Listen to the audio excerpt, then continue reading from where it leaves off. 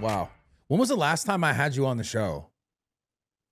Oh man, it's been a minute. The last time I think was when I was there with you and Sneeko. Yeah. This was like maybe a year and a half, maybe 2 years now. Yeah, it's been a long time, bro. It's been a while. And you've somewhat pivoted sort of your content to some degree, right? I know you still do the late night shows with the girls. You still enjoying that? Yeah, I literally just got done wrapping it up. So obviously it gets redundant because you start to realize that most women are retards. So, and they honestly, it's crazy to me how like, regardless of education level, background, profession, religion, race, they all tend to have similar ideologies when it comes to the landscape of dating and what they're looking for and what they expect and what they think they deserve versus what, they feel as though, what their standards are. So it's actually really interesting to see how similar a lot of them are. They're not as complex as they claim to be when it comes to what they want in a guy. So, look, does it get annoying talking to these girls? Absolutely. I'd be lying to you if I said it doesn't. But it's a necessary evil because, unfortunately, and you know this too with having like a male audience, men need to see it to believe it a lot of the times. They got to get their hand burned on the stove, whether it's me watching me argue with these chicks or like get burned by a girl themselves. Yeah. So I'm hoping I can at least kind of like cut the learning curve, so they can see like this is what modern women truly think about you. Yeah. But you seem to have pivoted a lot more towards, I mean, with your show that I see in the background here, a couple of things, the debrief, you've pivoted a lot more to politics since, Yeah. it seems. Has that been more of your focus, and why? Yeah, I mean, we still do Fresh and Fit, right? Monday, Wednesday, Friday as usual, Money Mondays and Womanizer Wednesdays, and then a call-in show or some special guest. But what really got me involved with politics more was like 2024, right? So in 2024, I kind of looked at it like this is a do or die situation, right? We're coming off of a terrible economy, a whole woke project mindset with the Biden administration. People are getting censored, people are getting banned, and quite frankly, there were many different things going wrong with the country. Mass immigration, wars all over the place. War breaks out in Eastern Europe between Russia and Ukraine under Biden's watch. We got conflict going on in Gaza with Israel and Palestine. So I just didn't like the way things were going. And I was like, you know what, man, I got a platform.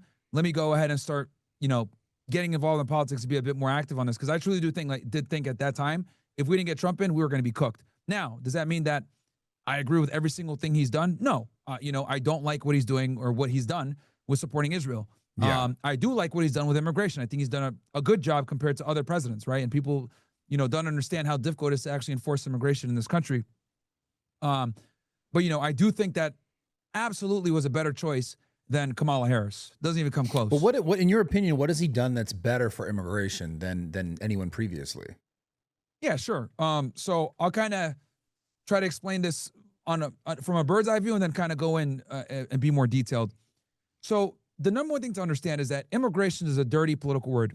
It's a catch-22. And what I mean by this is if you enforce it, you're damned. If you don't enforce it, you're damned, right? If you do enforce it, you're looked at as like evil and, you're destroying families, all this other stuff. But if you don't enforce it, people look at you like you're weak on immigration and you're just letting these guys come in and destroy our country and mass migration, all this other stuff. And the reason why I like what Trump is doing is that he's finally taking the gloves off and actually doing interior immigration enforcement. This is something that is unprecedented. This is something that no president has ever wanted to do. People say all the time, oh, well, Obama technically deported more aliens. Well, yeah, at the border, just turning them back, that's not that big of a deal. The real rubber meeting the road is when you're actually doing interior enforcement, going into these sanctuary cities like Chicago, LA, New York, San Fran, etc., and picking these guys up and arresting them, right? These were historically cities where these illegal aliens could just thrive because the local police aren't going to do anything. And if the feds do come in to try to get something done, the locals aren't going to help them. They're not going to honor detainers. So when those illegal aliens are, apprehended by the state and locals, ICE will put what's called lodging a detainer, and the state and local police will say, oh, no, we're just going to let them go. We're not going to honor that detainer. And this was a problem across many different states, many different cities for decades. So what Trump is doing right now with this surge in interior immigration enforcement is unprecedented, because what he did was he shut down the border, right? We're talking about crossings being down like 90-something%. Stop the bleeding is what I call it. Then he went in and started actually doing interior enforcement. He moved all those Border Patrol agents on the southwest border and brought them into these interior cities to actually make things happen. And every federal agency is involved. You got Border Patrol, CBP, HSI, ICRO, FBI, DEA, ATF, even agencies that don't even have immigration authority are out there helping, because this has been a problem for so long, and every presidential administration has just been kicking the can down the road. And I used to work for HSI under 2 different administrations. I remember, yeah. Under Obama and under Trump. And typically, whenever a Democrat's in the office, and that's another reason too why Democrats tend to get a lot of deportations, when a Democrat's in, illegal aliens feel more emboldened to cross in, because they know the penalties aren't going to be that hard. So that's why more aliens cross over when there's Democrats, and in turn, it'll look like they're deporting more because they catch more. But the reality is they just keep coming back. And then if they do make it through, they're pretty much gone in the wind, right? So what's your stance though? Is it just like get everyone out who's illegal, even the people who've been here for 20 years, 30, like you don't see any sort of issue with that? Like the people who are like genuine, just like actually working, they're not criminals, they pay taxes, they do all that, even get them out? Yeah. My thing is you got to get rid of everybody, because, and I'll explain why. The Immigration Nationality Act, the INA, is broken. People have been abusing it for years. Many people think it's just a southwest border problem. No, it's not just a southwest border problem. And I can speak about this in detail from being an HSI agent for so long. We're not just getting beat on the border. These guys are coming in. They're getting fake documents. They're doing marriage fraud. They're using visas to come in, whether it's an F1 visa student or a J1 or a B1, B2. They're coming in legally and then overstaying their visa. This is a big problem with people from Canada, France, Australia, a lot of these like more socialist countries where there aren't the same economic opportunities as the United States. They'll come in on these visas, or sometimes they don't even need a visa because it's a visa waiver country, and then they just overstay. So we're getting beat when it comes to immigration in so many different ways, not just on the southwest border. And this is something that a lot of Americans don't understand. I think they did like an audit on the CIS office in Milwaukee, right? Or Minneapolis, excuse me. And they found that like there was like 40% fraud, right? Of people just committing marriage fraud all over the place between like Somalis and Ethiopians and that big population. And it's not just them. In Miami, we have a huge marriage fraud scheme here as well, where you got American citizens marrying Cubans, Colombians, Venezuelans to get them papers, because if you get married, it's probably the easiest way for you to get your LPR, lawful permanent residency, aka also known as a green card, and then you can go ahead and begin the naturalization process, all done through fraud. So what I think we need an immigration moratorium for somewhere between 1 to 5 to 6, 7 years, where we reform the entire immigration system, because obviously the America of 100 years ago isn't the America of today, and we need to figure out how we're going to do this so that we don't get beat. Why do you think it's never been like an actual thing that people have, or not people, the government more so hasn't actually tried to get a handle on? It's political suicide, because with immigration, it's a catch-22. If you enforce it, you're damned. If you don't enforce it, you're damned. So what would happen is they would enforce just enough to not be called, a monster for breaking up families, right? But they'd also, let a lot of people kind of just come into the country and do whatever they wanted. Oh, if you're not a criminal alien, we're not going to go after you. But what they don't realize is these guys are all criminals. If you're coming in, you were breaking a law, 8 U.S.C. 1325, illegal entry. And then if you have been deported before and you come back in again, that's 8 U.S.C. 1326, which is legal reentry. That's a felony. So is it your opinion that just immigrants, there's no positive? No. There's obviously a bunch of people that could come from another country and be a huge asset to us. But we need to actually make it where they are an asset, where we can't replace that talent with our people here. I'm talking like an O1 visa, right? The H-1B visa, for example, is a scam visa. It's a visa that tech companies and many other businesses use to employ low-wage labor, typically people from India, right? Where they could come in and they're getting paid pennies on the dollar to do some type of work.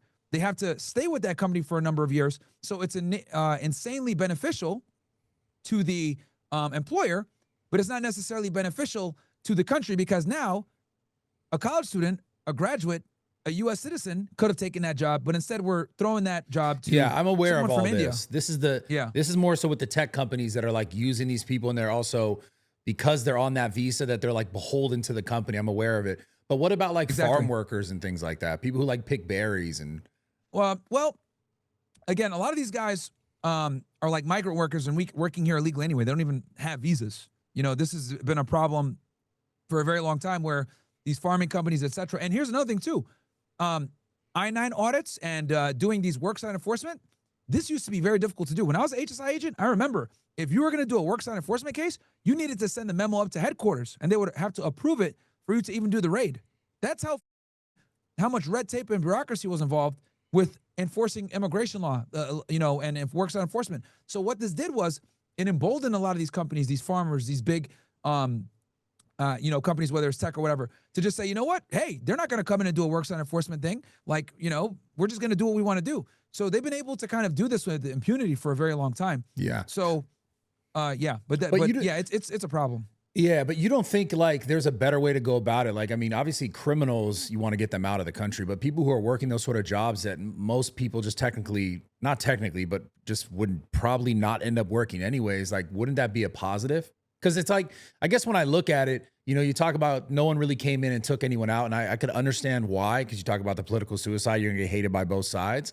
But at the same time, like, if we let people in and they are contributing, they are for the last 30 years, it's a little fucked up to just be like, yo, go yourself now, right? You don't think it should have been like all right, we're going to start here, we're closing it, we're going to remove all the criminals, we're going to remove all the bullshit. I guess it's then hard to just discern who's who. I guess that's where the problem comes into be. Yeah, so I can address that real quick. So the thing is, if you've been in the United States for 30 years, right, and you didn't figure out a way to get status, you're a retard. You deserve to get deported. But at right? the same time, isn't that process so cumbersome for these people?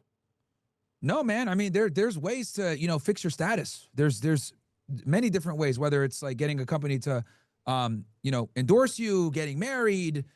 There's so many different ways that you can go about it. Where if you've been here for that long, and you still don't have papers, like, you're a moron, right? So, my thing is, and the other thing too, people say, oh, well, Americans don't want to do these jobs. I don't believe that. I think if Americans had the opportunity, a lot of them would take these jobs. It's just that why are these employers going to hire American citizens who they have to get benefit, pay them an actual decent wage, where they can go ahead and get migrant workers who will work for significantly cheaper and they can go ahead and increase profits. So my thing is, immigration does cause a lot of problems. And then not only that, you also lose the identity of the country, right? These people come from these countries, whether it's Latin America or Africa or any Asia, whatever it may be, and they'll come in and they'll bring their culture. They don't learn the English language. They don't want to go ahead and assimilate a lot of the times. Some immigrants do, but a lot of them don't. And this creates problems too, because you lose your national identity. I don't want to walk around and look at Toronto, be like in Toronto, where it looks like Mumbai, India, right? It's literally been taken over, Toronto. So I don't want the United States to be like that, because we do have a certain identity to preserve. And I think bringing all these people in from all these foreign countries, it just doesn't, it's just not good. And it changes the identity of the country. And then they bring their values, their morals in, and then we're going to lose our identity as a nation. Yeah, I saw you talking to Sneeko about this. I found it really interesting, the Muslim thing. And there's a lot of stuff I want to talk about that, but we'll get into that later. We'll get back to this for right now. But doesn't it feel like it was by design? Like the problem, all the problems that it seems like happen obviously I'm not saying it's probably easy to run a country, because I'm assuming it's probably very difficult and all the bureaucracy and bullshit that goes into it. But it seems like it was by design to create this sort of issue that everyone is now, they're either talking about or they're, having living experiences with it. Do you think it was by design? Well, I think that there was a time period where we embraced immigrants, brought them in because we needed the people to come in. We needed to, get these jobs filled. We needed to grow the economy of the country. But I think we've gotten to a point now where, we need to be a bit more selective on who we allow into the country. And, but that's why I'm asking you, like, how do we determine at what time do we go, okay, now we're going to retroactively go back and just kick these people out who've been here for 30 years. That's where I have my biggest point of contention with this whole conversation. Is just like, how are we determining, okay, they're here for 30 years. And I get, you said, like, they were just dumb because they couldn't figure it out. But from what I understand from speaking to some people like this, is that it's a very like difficult process to actually get that citizenship. Yeah. I mean, it's not, it doesn't happen overnight, but you can absolutely, there's ways that you can, adjust your status so that you can stay. right? And figure it out. There's so many different opportunities and programs that have been put in place where, over the past, if you've been here for 30 years and you still don't have any type of status, like, you deserve to get deported. You're an idiot, right? And we want the best and the brightest. We don't want just people coming here for anything. And quite frankly, I look at it like, if we're going to go ahead and, have immigration, we need people that are going to come in and add value to the country. This is why I'm a big proponent of, like, maybe an O1 visa, or these visas where people have exceptional skills that we can't necessarily replace here in the United States. But if we're just bringing a bunch of Jeets from India to code software that we can get American citizens to do, that's what we need to do. And this is actually what got me in trouble on Twitter, because I was like saying the H-1B visa is a scam visa. And, technocrats like Elon Musk rely on it to get cheap labor, because their goal is to obviously maximize profit margins, not necessarily give a fuck about the United States. And this is what I talk a lot about these billionaires.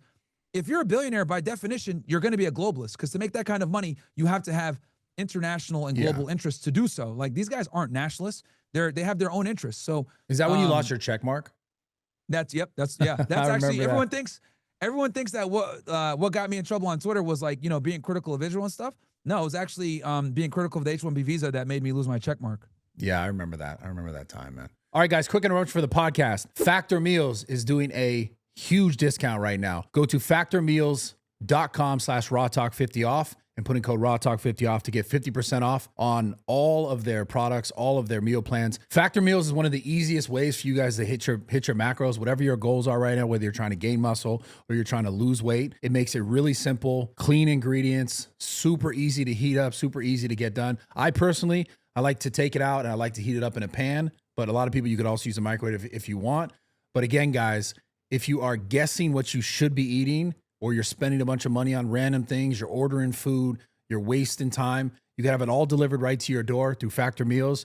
Again, it's factormeals.com/RawTalk50 off and use code RawTalk50 off to get 50% off plus free breakfast for a year. Everybody loves breakfast. Go do it right now, or stay fat and stay not jacked forever. I mean, I don't know. You're just going to be running in circles like most people do if they're not having their diet correct. You can do everything in the gym right. If your diet's not on point, nothing else matters. So go to factormeals.com/RawTalk50 off to get 50% off plus free breakfast right now. Link is also in the description. Let's get into this podcast. So you're super critical of Israel. It seems like one of your favorite topics lately, huh? Yeah, I mean, look, did you see Nick was on Tucker?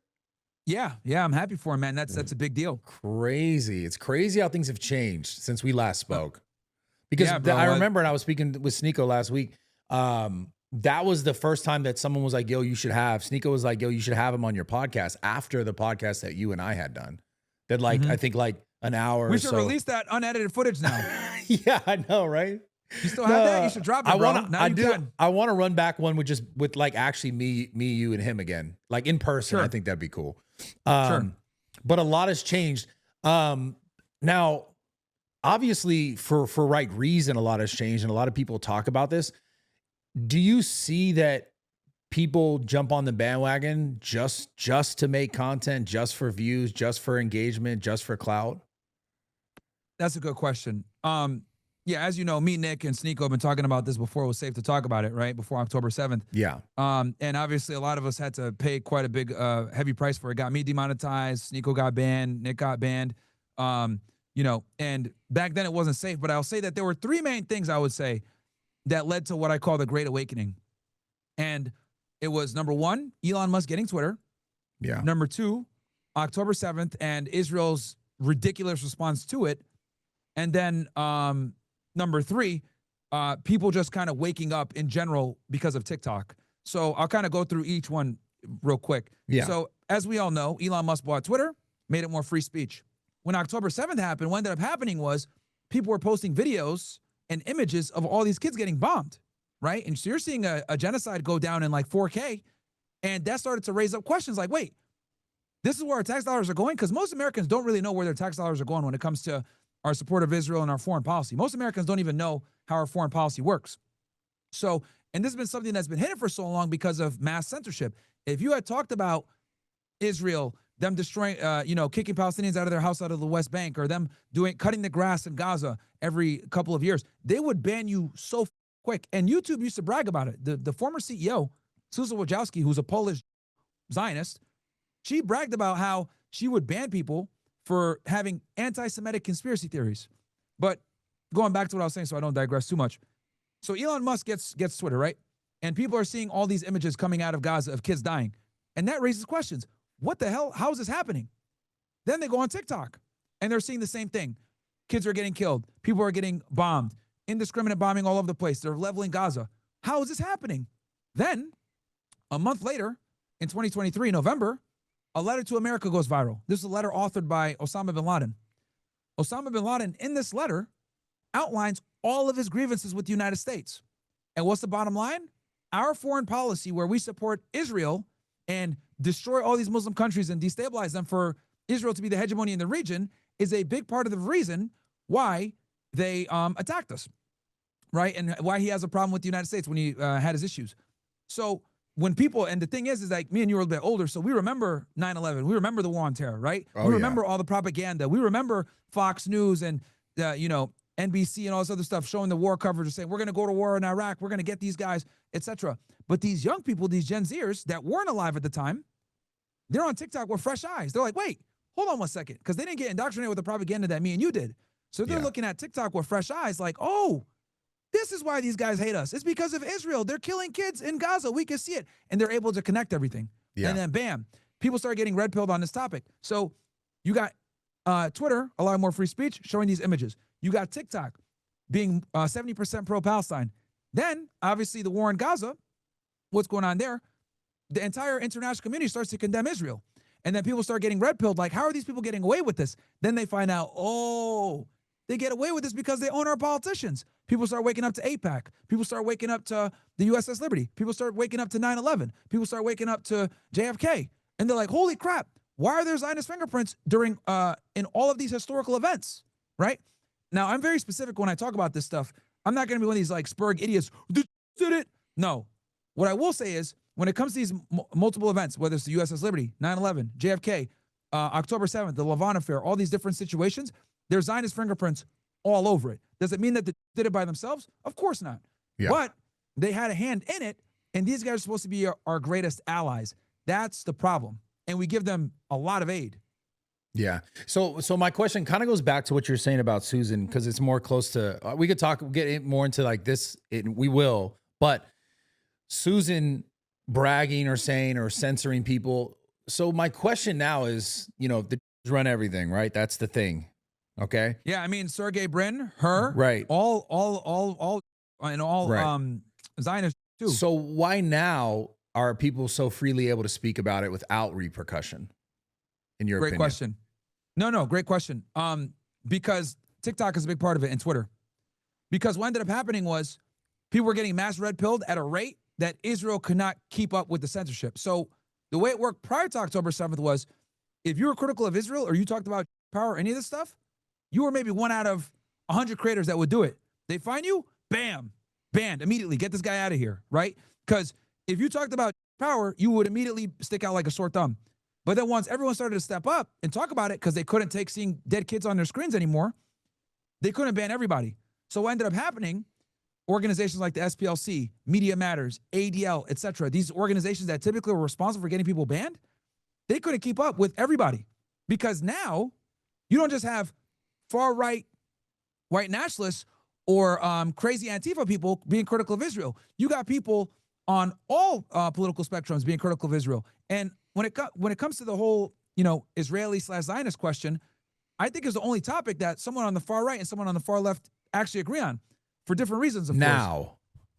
Now, yes, yeah. Now, because of the conflict. So on the far left, right, or on the left in general, they come at it from a humanitarian perspective. They look at Israel as a genocidal, apartheid, ethno-supremacy state, right, that is oppressing the indigenous people, right, occupying them illegally. And then from the right-wing perspective, they look at it like, yo, our country is being subverted by rich, powerful that don't really give a fuck about American interests, and they are taking over our foreign policy and getting us into wars that we don't need. And then the guys that are Christian on that right-hand side are like, and they're also killing kids and bombing churches. So for once, the far left and the far right are able to come together on a topic, and I've never seen any other political topic unite two completely different spectrums and then everybody else in between. So basically what happened was, the reason why we could talk about this now is because they can't censor all of us. How is it that someone like me, right, who is completely on the different political spectrum of someone like Hassan Piker, how do we come to the same conclusion that Israel's a problem? That should tell you something. Yeah. If someone like me and him are agreeing on something when we literally disagree on everything else politically, Why that do you just think goes to show why how do you bad think it it, is. why do you, I mean, I guess it took so long because of the previous censorship. Yeah, because But you it, couldn't talk about it. it seems like now it's just, I was talking to Sneeko about this last week. It seems like now it's so in your face that it's almost like it's on purpose for you to dislike him. Like there's only there's like a small group of people who defend it now. It seems like. Yeah, obviously, look, I'm not delusional. I know a lot of people are doing it for attention, Yeah. money, clout, etc. A lot of people have jumped on the bandwagon, but I don't. Honestly, dude, I'm happy, and I'll tell you why. Like, I don't even like, even though there's a bunch of people that jumped on the bandwagon, I don't even like calling them out because I think this is such a problem that even if people are getting involved for the wrong reasons, it doesn't matter because the more awareness we can bring to this problem, the better, right? And people have their criticisms of Tucker, of Candace. They say, oh, they say Frankists or Zionists or whatever, or neocons. They don't go hard enough. Look, the fact that someone like Tucker or Candace even mentions Israel or Zionism or power is a W in itself. Because I look at it like they're going to lead you to guys like me. They're going to lead you to other individuals who might be a bit more, critical, I guess, or a Nick or a Sneak or any of these other guys. Like, the thing is that they have a normie conservative audience that are, typically always pro-Israel, etc. So you got to red pill these guys slowly because it's a lot of information and it's overwhelming for someone to take all in one sitting. But once you figure out that we basically have a group of people that subvert our country, are in high echelons of power, control almost every infrastructural point in our society, whether it's big tech, pornography, news circulation, media in general, the finance industry, politics, right? It's so many different industries that they control. Social media platforms, the majority of the social media platforms are run by Zionists. Google, right? Once you figure this all out, then you realize, oh, this is how they've been able to maintain this power so long, and people don't really do their research and figure out where these people are really from. But when you do that early life, it checks out every single time. One of the craziest ones that I couldn't believe when I saw, well, I guess it makes sense, but the one of the biggest donors to AIPAC is OF, OnlyFans. I couldn't believe that, bro. I was like, wow, it's just it's destroying our society, bro. Dude, let me. It's hilarious because it literally keeps up with the stereotypes, man. And I'll make it even funnier for you, right? So TikTok, right, got so bad that the ADL put the ADL and many other groups, lobby groups, said, yo, we need to get TikTok under control. Now, if we go back to 2020, back in August of 2020, when Trump was still in office, they were talking about banning TikTok because it was they were saying it was a Chinese malware. Yeah, I remember right? this. Yeah. You remember that, right? Yeah. So it never actually nothing happened though. It never got banned. People just kept it going. It is what it is. It wasn't until Israel started and the lobby in America that they actually started taking real steps to get it banned. So guess what happens? Donald Trump in 2024 leverages TikTok and is able to, between TikTok, doing interviews with different influencers, etc. Right? You were in the interview with him with Nelk, right? Yeah. So he heavily utilized social media and big platforms to get reelected in 2024. Right. So he didn't want to just throw TikTok to the side. So what did he do? He said, look, we're going to structure a deal. Prolong it. Yeah. Prolong it. Yeah. Structure a deal. We're going to get American buyers. So last month or so? Who buys it? Larry Ellison. Yeah, I know. Who donates a bunch of money to IDF, right? Yeah. So, and why did they do it? I'll tell you why. Because TikTok was 70% pro-Palestine over being pro-Israel. And TikTok is the biggest app for young people. And Jonathan Greenblatt went to Israel and talked about this. He said, look, we got a TikTok problem. We got a generational problem. The young people are becoming anti-Semites and being haters and not supporting Israel. And Israel is intelligent enough to know that if they don't have U.S. support, they're cooked. So they needed to get control of TikTok immediately. And that's why they rushed to get Larry Ellison to purchase it. And now you can't put AIPAC on there. You can't put the watermelons on there. You can't put From the River to the Sea. So now it's completely owned. And then they hired another woman who I think was a member of the IDF's Unit 8200, which is like the equivalent to our NSA. They hired her as like the head of like trust and safety for the censorship. And recently Twitter also went ahead and did like a thing. I'm seeing way more pro-Zionist posts on Twitter right now, ever since they talked about giving people $7,000 per post, etc. Yeah. I predict that there's going to be a massive clampdown. Yeah. So where do you think it goes? Do you think it just goes back to where it was? I think the censorship is coming back. I just don't see how they're going to do it slowly but surely, because now that most of the conflict is gone, done, they pretty much, they got Gaza right now. They're going to ethnically cleanse those people out. They waged their war against Hezbollah. They destabilized Syria, got Bashar al-Assad out of there. They've accomplished a lot of their things. They attacked Iran. So what I predict next is they're going to start censoring, because they definitely want to go to war again with the Iranians. Yeah, they want that. It's their last sort of issue in the Middle East for them. So I understand. Yeah. It's the last barrier. Yeah. I saw you go on Alex Jones and talk to him a little bit about, like, he kind of jokes about every time he talks about anything that's not Israel, they're like, you work for Israel. And he's talking about China. But I guess the reason why people are so hung up on the Israel the Israel problem in this sense politically is because it's affecting Americans. Because I was watching that interview, and, like, he would kind of like juxtaposition himself. So it's like, oh, this is like a joke. And, they sort of make fun of him because he doesn't talk about Israel all the time. And, you guys were talking about how China is a bigger problem. Yeah. You still feel like China's a bigger, I mean, I guess on the global scale, as far as like owning resources and things like that, it could be viewed as a bigger problem. But do you think for America overall, it's a bigger problem? Yeah.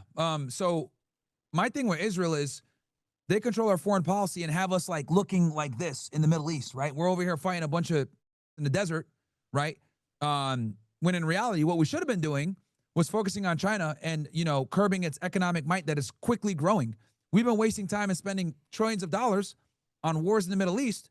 Well, what we should have been doing is investing that infrastructure to building our country up, getting better engineers, having, pushing more technology. And China is like beating us in many different ways. And if we don't wake up, right, and start being competitive, it's going to create problems for us. And I think that we spent too much time and too much money on foreign wars in the Middle East for no reason. And we didn't even benefit. It's Israel that benefited. Right. But then wouldn't that make Israel the bigger problem in this situation?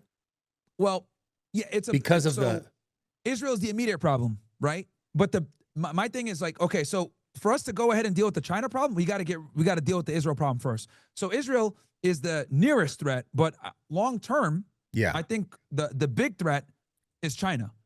Yeah. But we've been wasting so much goddamn time on fighting wars for these guys that we can't even we haven't even been able to really address the main issue because Israel's been in the way. Yeah. But what do you think that even addressing the Chinese thing is? Like, what is that even, what are we even addressing? They're just resources, speed of technology advancement? Like, yeah, I mean, they're becoming an economic powerhouse, bro. Like, they're the ones that are building ships. They control a lot of the trade, right? They're buying a whole bunch of gold. They're gonna try to go ahead and go back to pushing their currency and have it backed by gold, something that we haven't done in decades, right? So they're going to absolutely be an economic powerhouse at some point. And I don't know about you, but I don't want to speak Mandarin. So it's like, we got to start figuring out how we're going to be able to maintain the hegemony that we currently have. Because if we don't, China is going to catch up and eventually overlap us if we keep doing the stupid that we're doing, where we got a bunch of stupid kids focusing on TikTok, watching porn all day, not going to the gym, being dumbasses. Like, it's cool to be a retard nowadays. And that's not good, because in China, they have way more engineers than we do. Way more. Yeah. So, in so many different ways, we're just like failing as a country because we aren't prioritizing the right thing. Yeah. And you think, but like, again, it just sounds like it's by design because of the sort of hold that we've had, or we've been beholden to other things. Yeah. I mean, this is what happens with capitalism, right? With capitalism, free market, people want to make money. And that means that they're going to go ahead and sell pornography. They're going to go ahead and sell booze. They're going to go ahead and, push gambling and all this other stuff. So that's kind of one of the negatives of capitalism. Everyone is kind of out for themselves, right? It obviously forges ingenuity. It's fantastic for that perspective, but it also kind of undermines nationalism to a degree, because what ends up happening is people come here, right? Brain drain, get education, whatever it may be. And then the best of the best go back to their countries. They don't stay here. The idiots stay here that we don't want, right? So, so that's what ends up happening a lot of the time. So I think with the United States, we just got a lot of work to do. And, fighting wars in the Middle East is like the least of our problems. And we just, if not just the like trillions of dollars that we spent on the wars, but like imagine all the opportunities that we missed. Imagine all the deals that we could have cut with countries from the Middle East had we not been supporting Israel so much, right? The opportunity cost is massive too.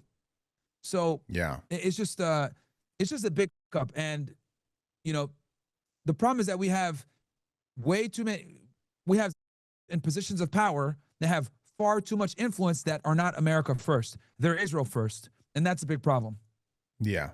So I guess when I have all these conversations, I look at everything, I see everything, I read all this stuff, and I kind of always find myself in this position where I'm like, okay, how do we actually make it better? Like, and for you, for example, or me, for example, right? We always kind of talk about these things. We have these conversations, which I think is a part of making it better. I know, like, for example, well, that's the Kamala thing. I'll talk about that in a second, but it pertains to this. But what do you think people can actually do? Because I think a lot of people, like, what can people actually do? Because I feel like we're always talking about this and people are always thinking about it. And I have conversations with people in person about this stuff. And it's like, what can someone actually do? Because I think a lot of people feel that they are sort of helpless. Yeah. Yeah. So like, what do you actually do, and what can people actually do to make the change besides just speaking and, sometimes feeling like they're in echo chambers? No, sure. And I agree with you. Like, we could talk about this crap all day and say that, like, that's stupid. We got to come up with solutions. So number one, we need to get more guys in politics that aren't cucked to Israel. We need guys that aren't going to sit there and take AIPAC dollars and, be slaves to Israel and do whatever they want. And also, that's number one. We got to remove the tentacles from our government. And honestly, you're going to do that by making AIPAC register, shaming people that take foreign money from Israel. Get politicians in there that are truly America first, not we love Israel and they're our greatest ally.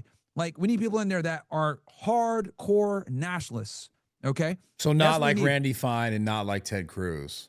Hell no. Those guys are embarrassments. I couldn't believe when he did that interview with Tucker and he was like, my sole purpose of becoming a part, I think it's Senate. I'm not sure. Senate or which one, whatever. Yeah, to be a senator. To be a senator was to defend, to be like Israel's. It's like, how is someone join our country's Senate and their sole purpose is to defend another country?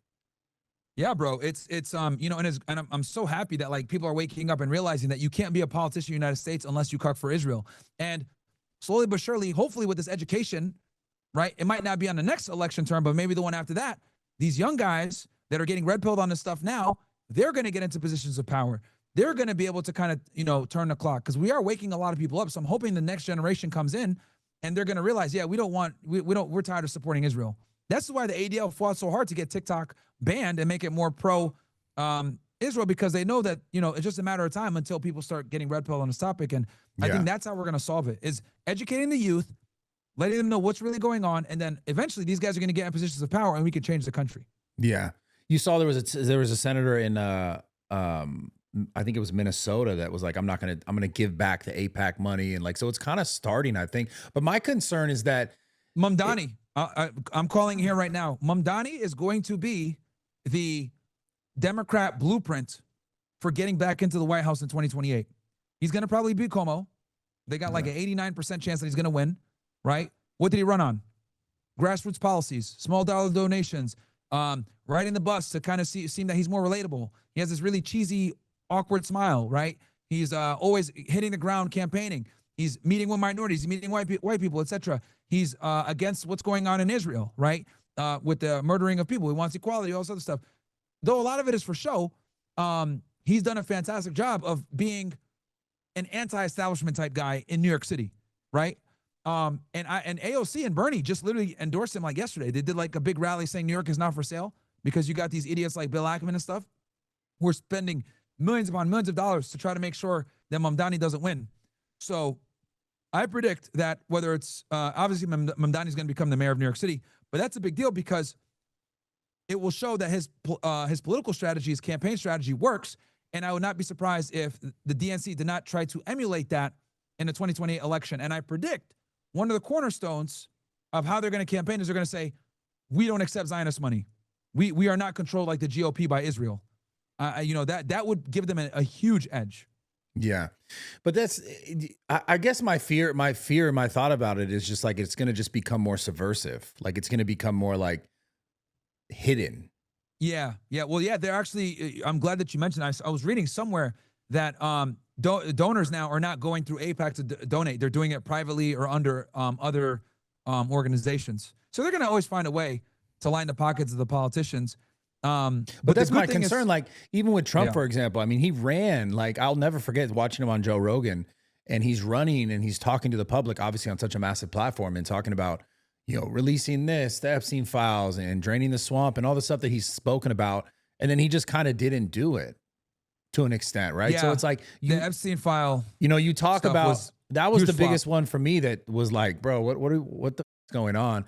So my concern is that like anyone can run on anything, but what they actually do when they get there, it can change. Yeah, I mean, look, you know, I never believe the politician. I look at who's endorsing him. If you want to see the policy, you got to see who's putting the money behind them. Right. When I saw it was Elon Musk, when I saw it was Myron Gaines, et cetera, I was like, all right, here we go. She's going to be super pro-Israel. He's going to give them the 2,000-pound bombs that they want. He's going to let them continue to, you know, go reckless in Gaza. He's going to, you know, push for less, oh my God, regulation for Tesla. He's going to get Elon Musk, you know, he's going to take care of Elon Musk. Remember when people were firebombing all these Tesla places? Yeah. He basically sicked the Department of Justice on them. And each of these guys that were like attacking these Tesla dealerships were getting hit with terrorism, bro. So, you know, the donors always control how things are going to go. So once you look at like the top 5 donors, that's pretty much what's going to be put in policy. And Well, that's the for me, frustrating I thing. It's knew like, what are we? Yeah. We're fucking electing donors. Yeah, bro. And the crazy part is like he went a couple weeks ago when he went to Israel at the Knesset, he damn near admitted, you know, yeah, Myron Gaines comes all the time, and Yeah, I her saw show that. will always come up at the White House and all this. And it's like he literally was just admitting to, like, you know, basically just getting bribed and getting a bunch of money and do what he had to do. And look, I like Donald Trump. I like him, but I'm also fair and I can be critical. And the reality is this, and a lot of people forget this. Back in 2024, when he was campaigning, people forget that he was indicted in 4 different jurisdictions. He had 2 federal cases and he had 2 state cases.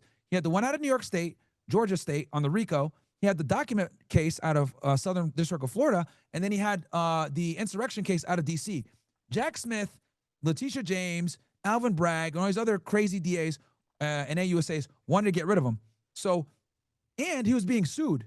So, yeah, he has billions of dollars, but running a campaign while defending yourself legally in 4 different jurisdictions is very expensive. So he needed donor money bad. So I guarantee he probably struck a deal like, look, and the other thing too, I'll be honest with you, because I've done espionage cases before. That document case, that's what would have buried him. If he didn't become president, bro, he would be in prison right now, and he would have probably died in prison, because that document case, 18 U.S.C. 793, very serious charges. You could go to jail for quite a bit of time for that. And I know people said, oh, well, you know, he was saying, oh, I declassified the documents. That doesn't matter, because when you have national defense information, it doesn't matter what the classification is. You can't have that not in a SCIF or properly secured in a certain way. And the fact that He's talking about when they found the shit in Mar-a-Lago. Yeah. Because his claim was, oh, I declassified it.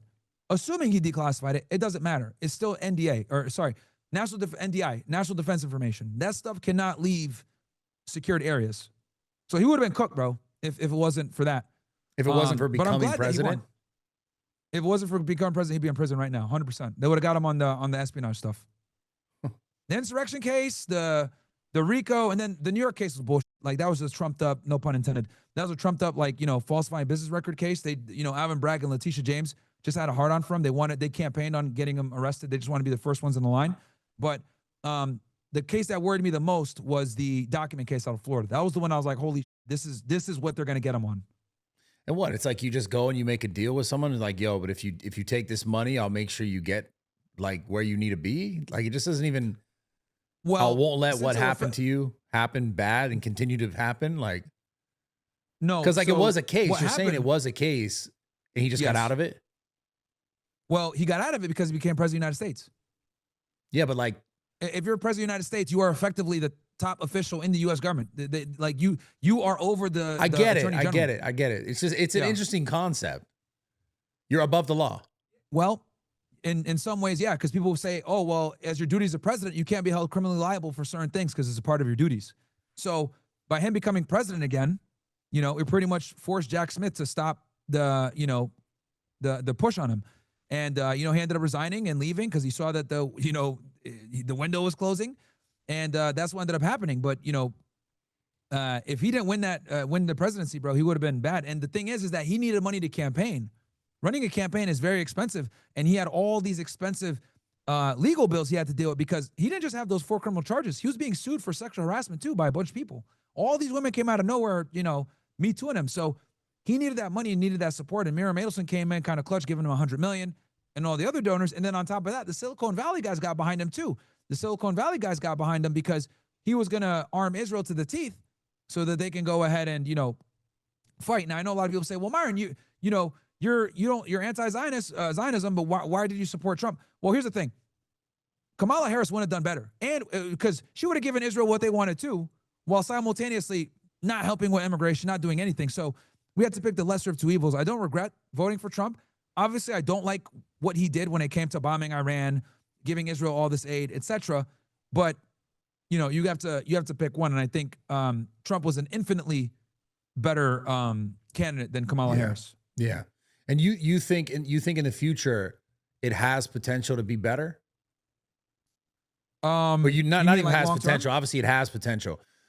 Do you think it's going to be better in the future? Like, what's your actual prediction? Do you think in the next 10 years we will kind of distance ourselves more and more from the sort of foreign aid that we're constantly beholden to? And do you think we'll get out of the grip of the control in a sense?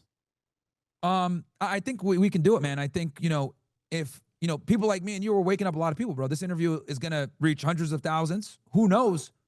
It might be it might be a future congressman, a future senator that's listening to this yeah, these guys are right, etc. Hell, maybe one day one of us might run for office, right?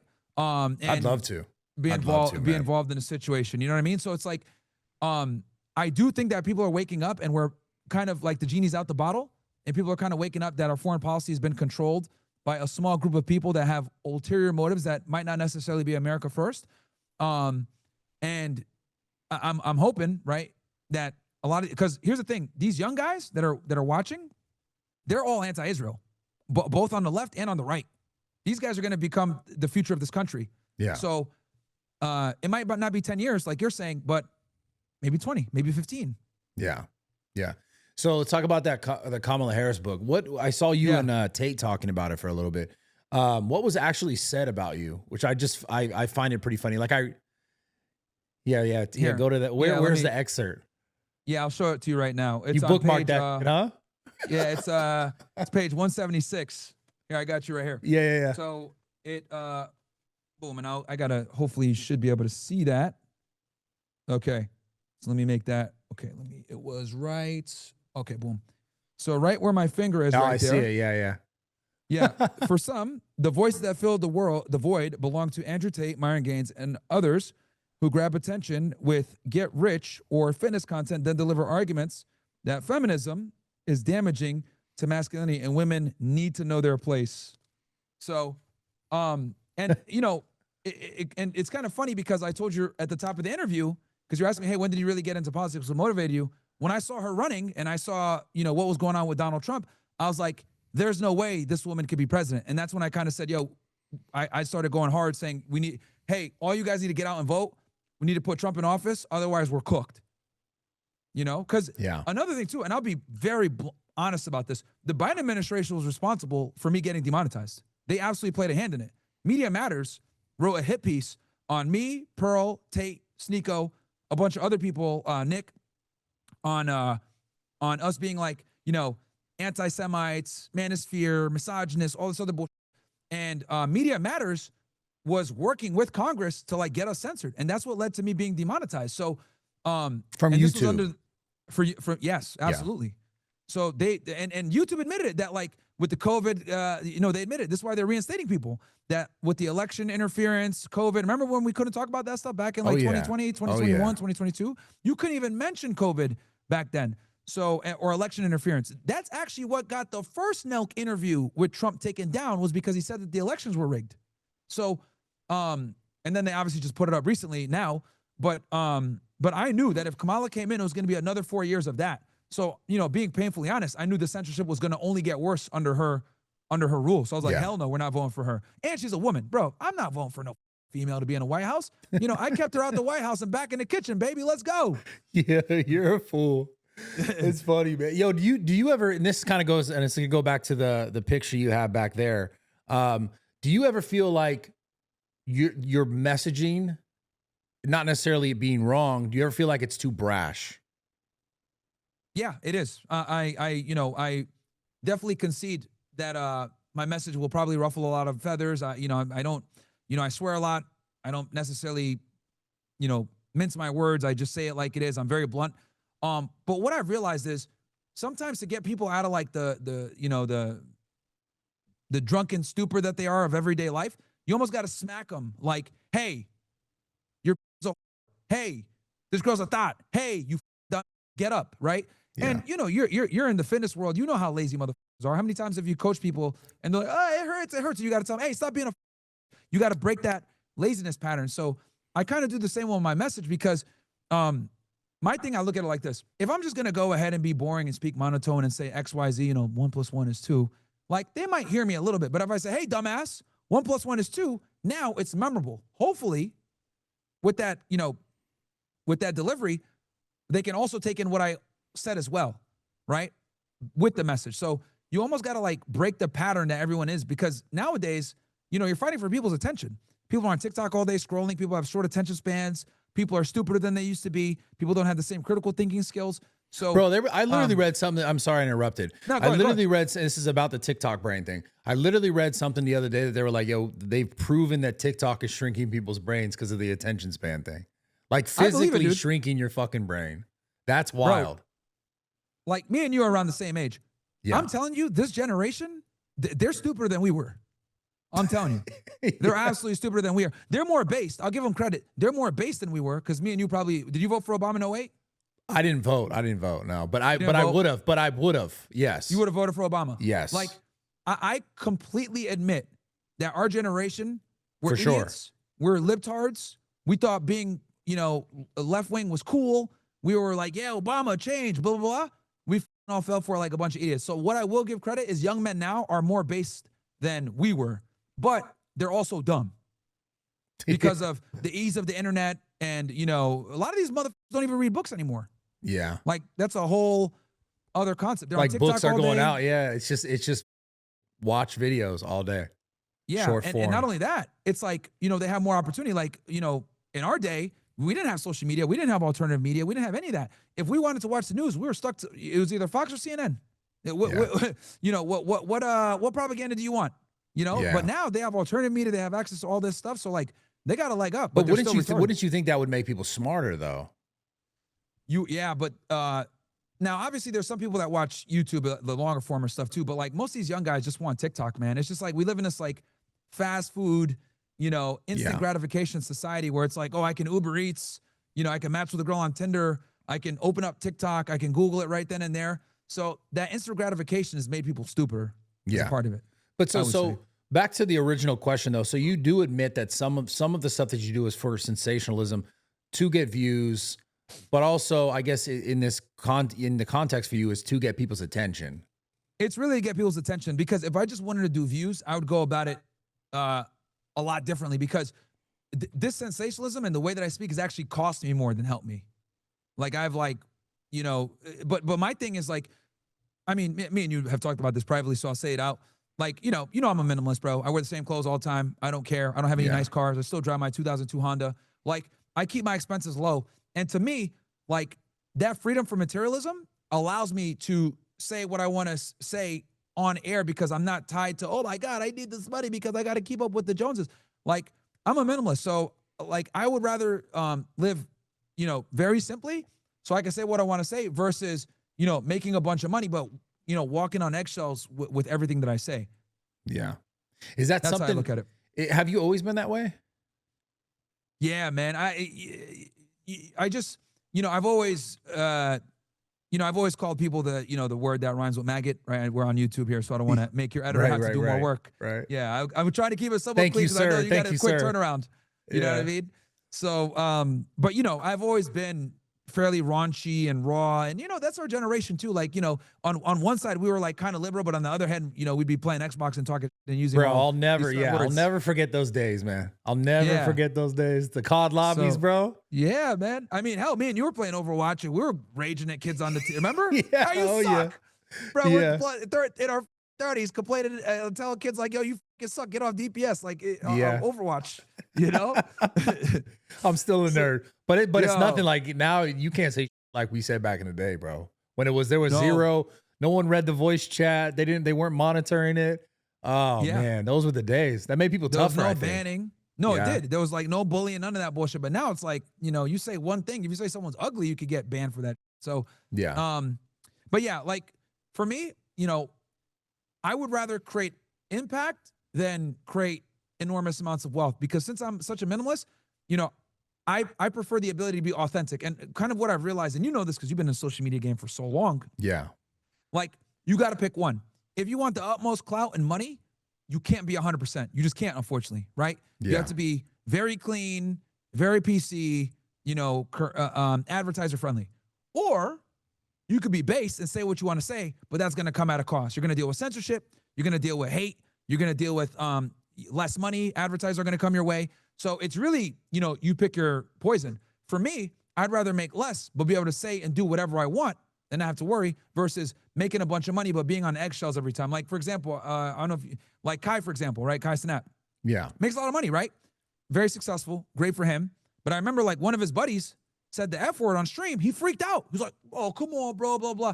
Like, and I never want to be in that position where I'm just like, "Oh man, like my people can't even say what they want to say around me because I'm walking on eggshells and I want to keep brand deals." To me, I think that like sacrificing, your authenticity for money isn't worth it for me. And one of the biggest compliments I get is when people meet me, they're like, "Yo, you're the same guy on and off camera, same guy." Yeah. And that's what I strive to do. Cause like, I don't want to be one of these Hollywood where it's like, you see me on stream, like, yeah, I'm super happy. And then when I see you in person, I'm like, oh, I'm a dickhead. And I want to be the same guy all the time. Yeah. I get it. Obviously, we observed over the past 2 years that Israel has basically completely demolished Gaza, right? We know about 60,000 people are dead. We know about 80% plus were innocent people. And we know that there's probably anywhere between 100 to 600,000 people that died total that are under the rubble or got completely pulverized from the airstrikes, right? Yeah. But Israel, what do they tell us? Oh, there's no mass starvation. There's no genocide. We're not killing a bunch of people indiscriminately. These are targeted strikes. They're lying to our faces. The one thing I can't get behind is every time you can just look at what it looks like Gaza itself and the cities that are just indiscriminately just demolished. And then you hear, the IDF is so meticulous. And then you also, you hear that, we get all our information and their intelligence is so good. And they have all these precise weapons and the best military and all this stuff. And then you look at the picture and you go, well, which one is it? Cause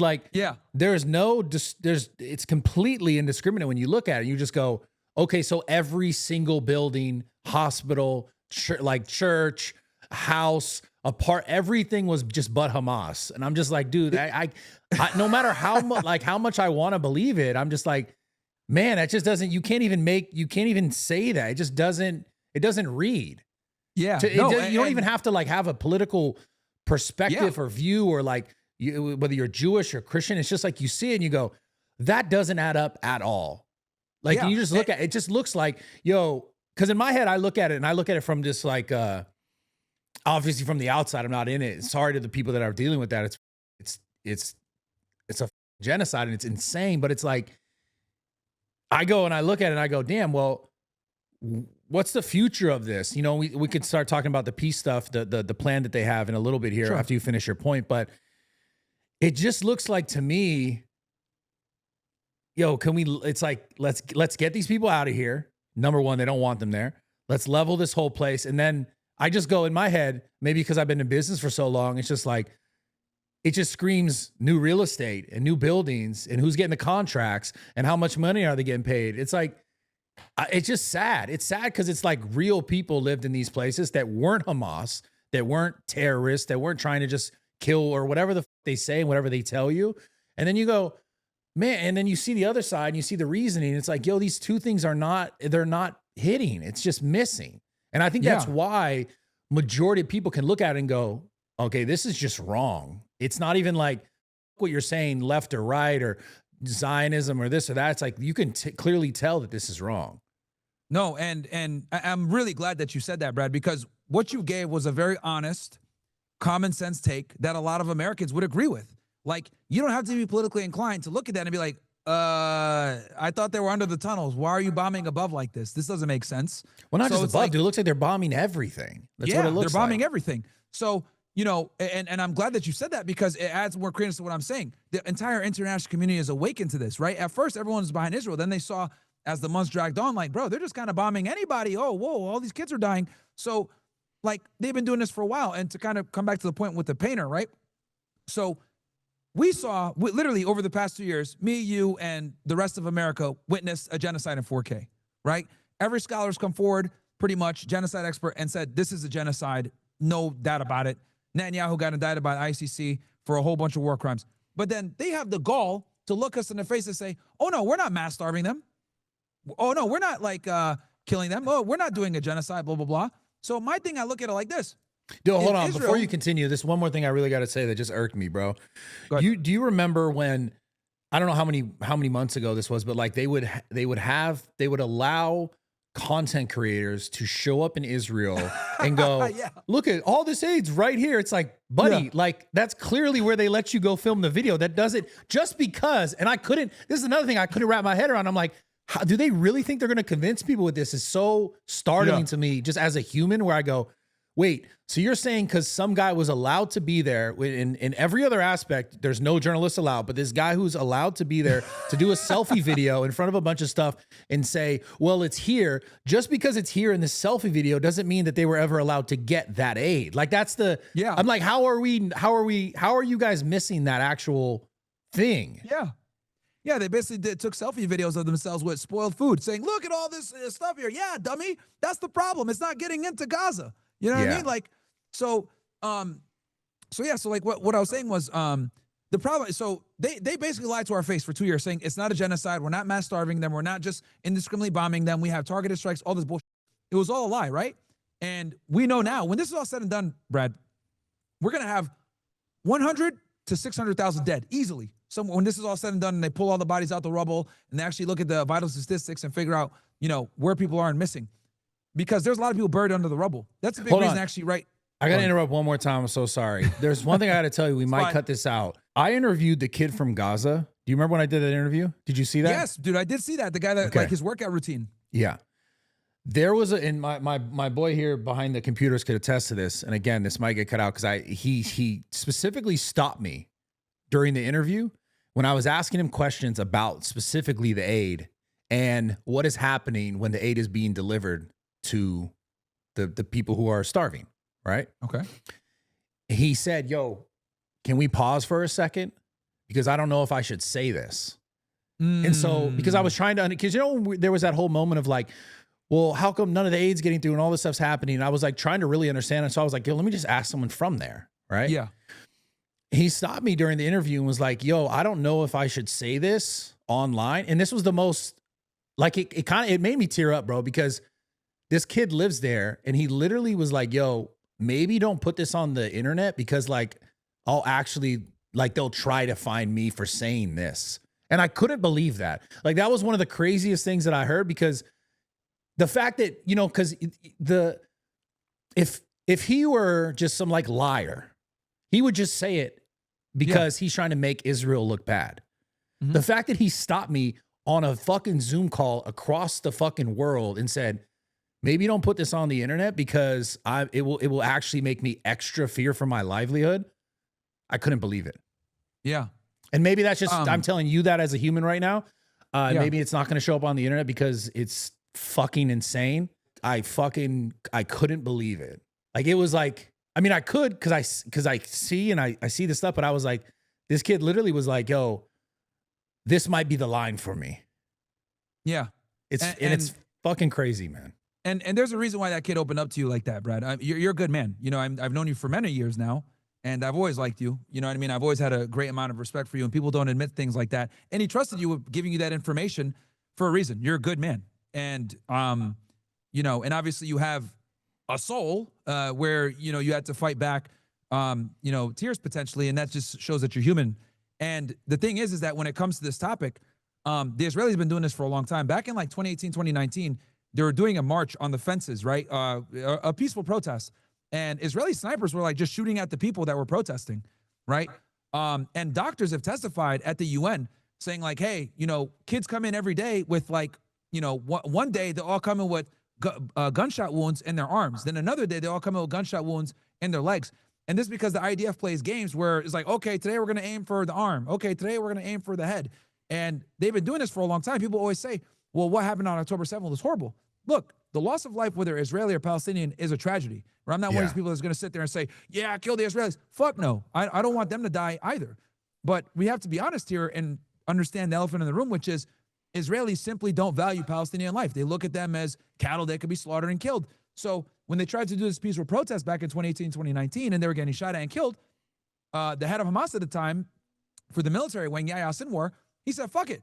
That was the guy that, you know, made the whole October 7th thing. They're like, yo, we don't have a choice. We tried to peacefully protest. We tried to fucking work with these guys. They keep oppressing us. They keep killing us. They keep attacking us. We're going to fucking fight. And the thing is that, you know, if you oppress the people for so long and you keep them in occupation and in apartheid and you take their rights away and you jail them unlawfully, right? Yahya Sinwar spent 20 years in jail. What's going to happen is people are going to want to resist at some point, right? And that's what ended up happening with October 7th. Now, again, you know, we could talk about that if you want in detail as well. I don't condone the killing of any innocent person. But what does Israel expect when you're illegally occupying a people for 70 years, take their rights away? You think they're just going to sit there in an open air prison? Of course they're going to retaliate, man. So, you know, it was inevitable. Going back to you mentioned about the two-state solution, do you think it will ever be that? You know, Brad, that's a fantastic question, man. You know, I feel like I wrestle with this like every day. Like, can we get a two-state solution? Would we have to have a one-state solution? Because what I'll do is I'll give you both examples, right? So the two-state solution, that was originally that was been the plan from the beginning, right? There's all these different resolutions that they tried to have. And I would say the Oslo Accords that Yasser Arafat and Yitzhak Rabin was the closest to potentially getting a two-state solution. What ended up happening was Yitzhak Rabin got assassinated by a far-right Likud party member who many believe Netanyahu got to do it. And then Netanyahu went ahead and took power in the 90s, in the mid-90s, after Yitzhak Rabin was killed. And what ended up happening was Netanyahu did everything in his power to stop a two-state solution from happening from the Oslo Accords. He basically killed the Oslo Accords by stonewalling them a bunch of times. And he got caught in video admitting to this in the West Bank in a leaked video, just a surreptitious video that was taken. So he's done everything in his power to make sure that the Palestinians don't have a state. And the reason why is because he's like, hey, we can't live side by side with these guys because they're going to attack us. He looks at it like a national security threat, right? Well, okay. What about a one-state solution? Well, they don't want that because in order for Israel to stay a Jewish state, they must be the majority.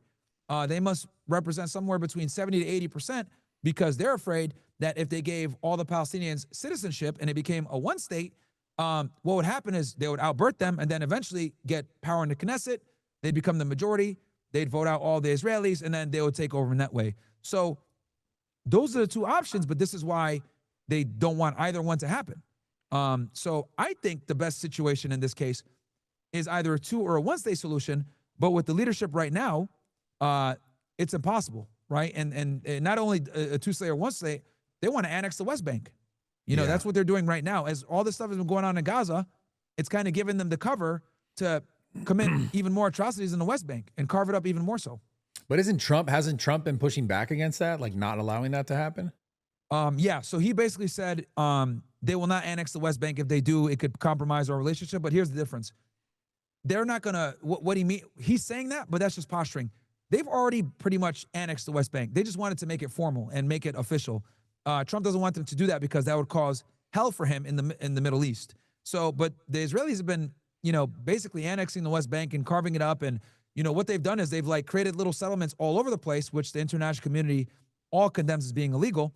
And what they've intelligently done is they put the settlements in areas where we don't have where the Palestinians can't have any continuity, right? Continuity. Because everything is carved up, and there's certain roads that only Israelis and settlers can use and Palestinians can't. So what ends up happening is it disrupts and completely destroys their ability to do any type of trade, to travel freely, to really do anything. And they did this strategically because what the Israelis like to employ is a tactic called like facts on the ground. So they'll go ahead and they'll negotiate an Oslo Accord, right? Oh yeah, we're gonna go ahead and do this. But then they kick the can down the road, let the, the deal stall. And then while this is happening, they're bulldozing houses, they're making settlements, etc. So when they come back to the negotiating table, oh, well, facts on the ground kind of change. We need to have this much of the West Bank now because we have this much. So they have zero intention of actually slowing down. They're just continuing the expansion. There's like, 700,000 settlers over there now at this point. And they've done this in a strategic manner to ensure that the Palestinian part of the West Bank has zero continuity. And hell, they're showing it. They don't even call it the West Bank. They call it Judea and Samaria, whatever. Where do you get that information? Like, how do you find that information? About how they're doing, what they're doing with the West Bank? Yeah. Lots of research, bro. I've spent hours looking into what they're doing, because I had a debate actually with Destiny where we discovered this, right? Where we discussed this. And the debate was, who is a bigger barrier to peace, the Palestinians or the Israelis? And obviously I said the Israelis are the bigger barrier to peace. And I kind of went through all the different peace deals and how the Israelis sabotage each one, because the misconception is that the Palestinians didn't accept any of the deals and they threw away every single peace deal that came their way. But that's disingenuous because no one ever talks about the details of the deal that was given to them. And I think anyone with half a brain will be like, no, we're not accepting this, because every single deal that the Israelis presented to the Palestinians was unfair and retarded. No one would accept that in their right mind. Yeah. It's crazy how they like just sort of do the whole back and forth thing. And in the defense of everything is always like, oh, well, they're trying to create peace. And it's like, what, have they really been trying to create peace? Nah, bro. And it's fantastic because I love getting your insight on this, because you're like, look, even if you're not a politically inclined guy, common sense would say they leveled the land.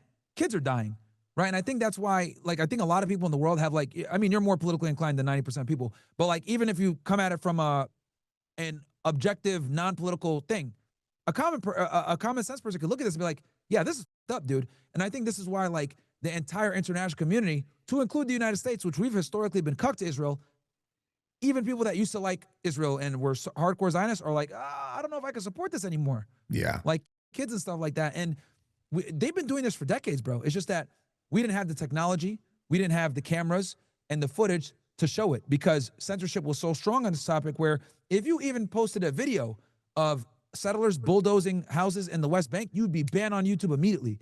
Because Susan Wojcicki had a death grip on that where anyone that was being critical of Israel or showing any of this stuff, they would get banned. Yeah. Sad, man. Going to the peace deal. What do you know about, like, what is their perceived plan? Right? Because I've not read so much into the details, but there was a few things that I saw and I was like, they were talking about giving people like some sort of crypto allocation to show that they have like, oh, is that real? Yeah. So what you're referring to is like there was a plan of what they're going to do with the Gaza Strip after. Yeah. And like how they would allocate land. Yeah. So I could go through that real quick. So back in March, right, Netanyahu came to the White House, right? And this was in the middle of the tariff war, if you remember, right? Yeah. Now, presumably on paper, he came to talk about tariffs, but the real reason he came was to talk about Gaza, the war, and bombing Iran. That's what he really came here for. And what ended up happening was Trump slipped and he said, yeah, remember he said, we're going to take Gaza, we're going to cherish it and all this other shit. We're going to take it over. It's going to be a beautiful international location. Yeah, I remember. Remember that? Yeah. And the whole community was like, what? Under what authority you're going to take Gaza? What are you talking about? And you can see Netanyahu kind of like, oh, because Trump is unpredictable, right? So after that, when the press started really grilling him and stuff, he backrolled that and he stopped talking about it all the way. I didn't see him mention it on the media at all.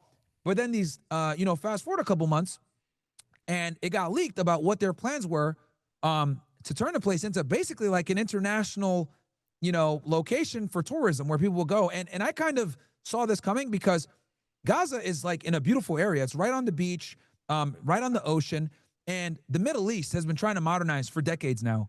I think they've realized that, you know, in the age of potentially having electric cars, right, less dependence on oil, etc., and also diversifying their economy portfolio. Dubai was kind of the leader in this, the UAE. And what they were able to do was they created, you know, the UAE created Dubai, and it's a very successful city where you're able to bring a lot of people in from different places and create like almost like a tourism economy. Saudi Arabia said, wow, these guys are making money. We want to do the same. That's why they started modernizing. They allowed women to drive. They are bringing in more entertainment like WWE, boxing matches, etc. Saudi Arabia wants to jump in on this tourism angle. So I think people saw this and said, yo, we could do something like this with Gaza. Gaza's right on the thing. It's a beautiful location. Let's do it. So I think that they're trying, because that's prime real estate, they're basically going to go ahead and turn that place into a thing. And this actually, there was a 60-minute interview that came out a couple of days ago with Jared Kushner and Steve Witkoff, and they kind of let the cat out the bag again, saying like, oh yeah, we have a project plan, blah, blah, blah. And you can see Kushner like kind of getting uncomfortable as Witkoff was talking about some of this. But that was the plan the whole time. Level Gaza, make it inhabitable, you know, encourage the people to leave the area, give them financial incentives. Oh, you could stay and keep your land if you hang out here, blah, blah, blah. But they want to get those people out of there so that they can go ahead and turn it into a huge tourist support, because it's a W, because now they can generate money. Now they don't have to worry about the Palestinians. They don't have to deal with the Palestinian question anymore. And they control the Gaza Strip, and they don't have to worry about anything. So that was the plan the whole time, was to ethnically cleanse these guys and turn it into a tourist hub, which would make a lot of money. Yeah, it's crazy, man. So yeah, did Qatar pay you to say that or what? Yeah, $7,000. Qatar, dude, it's crazy. It's crazy how on Twitter like you said, a lot of there's a lot more pro-Israel stuff, but it's funny to see at least now. I guess maybe it's probably because of the Mandani thing, but like there's a ton of like it's Muslims and it's Islamists that we have to be afraid of now. Yeah, did you see that? I literally I see that all the time on Twitter now. Dude, once they push this like new narrative, this new algo, I've seen nothing but like jihadis, Islamists, that's the biggest threat to America, blah, blah, blah, blah, blah. And it's like, bro, look, I have had my criticisms of, you know, that's where me and Sneeko, even though I'm a Muslim, right, I'm very objective on certain things, and I call it out whether I benefit from it or not. But to say that Muslims are a threat to national security of the United States, or that they're the biggest threat to America, not even close, bro. We're talking about 1 to 2% of the population with almost no representation in the government or positions of real power in America. They're not a threat at all. I would argue power is a way bigger threat to the United States, because guess what, bro? We're not making anti-Arab laws where we're sending people to jail and deporting them for talking shit about Qatar or Saudi Arabia, but we're absolutely doing that for the Israelis. Yeah, I mean, that was some shit I couldn't believe. I mean, I remember even time ago Texas was like, if you boycott Israel products, I'm just like, bro, what's happening? Yeah, you're not gonna get hurricane aid. Like, what the fuck are we talking about, dude? It just goes to show like how cucked our government is. But Israel, the thing that blows my mind in this whole conversation is that do they think I'm sort of convinced that they just think people are just so motherfucking stupid that they won't see it. Is that what like? Do you think that's their angle? They're too dumb. No, I think what it is they've gotten complacent, and I'll explain what I mean by this. So for decades, right, Israel's been able to enjoy, because of obviously overrepresentation in media in the United States, run by American, Israel's been able to enjoy a lack of scrutiny and criticism, because anyone that did criticize or attack them would immediately be canceled. You go ahead and you talk shit about Israel, power, any of this stuff, you're getting cooked. They're going to label you anti-Semite, a radical, get this guy the fuck up out of here, boom. But what Israel did not anticipate was their retaliation to October 7th getting documented the way that it did, and getting put out on social media platforms where they don't have the stranglehold that they had on regular media from before. And I think what happened is they've enjoyed this, lack of scrutiny for so long that they got comfortable and said, oh yeah, let's just do what we always do. Let's just bomb the Palestinians, cut the grass, no big deal. It is what it is. We're going to ethically cleanse them and nobody's going to care. They didn't anticipate that social media would flame them and come back to bite them later on. And they're realizing it now. This is why Netanyahu went and did an interview with Danoke. This is why he did an interview with Tatum. This is why he did an interview with Trigonometry. Pat Bet David as well. PBD as well. So what he's doing is now they're realizing like, oh fuck, we've lost the narrative. The mainstream media that we controlled before doesn't have the juice that it used to. we can't go ahead and, pay CNN and Fox to not show, pictures of these kids getting blown up. Oh, so now Netanyahu is trying to do interviews on friendly stations and, answer questions, as well as they're putting money into the purchase of TikTok, right? To fix the situation over there. They're putting money into Twitter to get them to censor people more. I predict YouTube is going to be next, where if you're too critical, they're going to start putting you down for hate speech. I predict also a lot of these other social media companies are going to start getting moderated. And then on top of that, and you alluded to this earlier with the influencers going to look at all the aid. Now they're paying influencers to come out and be pro-Israel.